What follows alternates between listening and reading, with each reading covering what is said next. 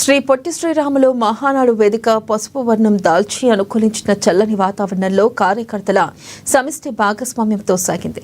ఇక మహానాడు ఏర్పాట్ల పరిశీలన కమిటీ సభ్యులు నెల్లూరు పార్లమెంట్ సభ్యులు వేమిరెడ్డి ప్రభాకర్ రెడ్డి ఆధ్వర్యంలో ఆయనకు చెందిన బీపీఆర్ కన్వెన్షన్లో సాదర ఆహ్వానాల నడుమ పార్టీ విధానాలు పాటిస్తూ సభ ప్రారంభమైంది.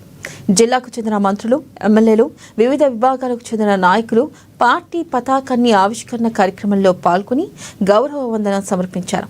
పార్టీ వ్యవస్థాపకులు స్వర్గీయ నందమూరి తారక రామారావు విగ్రహానికి పూలను సమర్పించి కృతజ్ఞతలు తెలిపారు.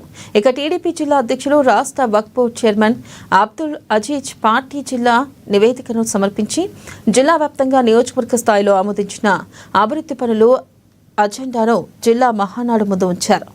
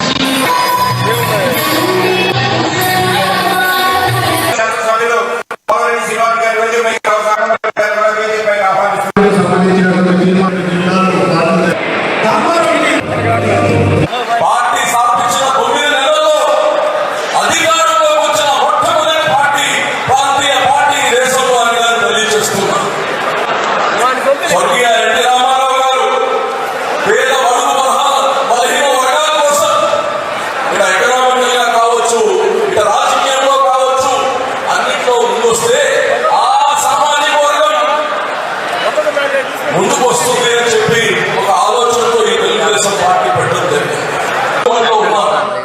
ఇటువంటి నాయకత్వాన్ని మనమందరం ప్రోత్సహించాల్సిన అవసరం ఉంది. కేవలం 15% ఉంటే జగన్ ప్రభుత్వం దాన్ని ఆపేస్తుంది. ఎందుకు ఆపేస్తుంది తెలియదు. మా మీద కోపం ఉండొచ్చు, ప్రజల మీద కోపం ఉండదు. మళ్ళా అప్డేట్స్ మరిన్ని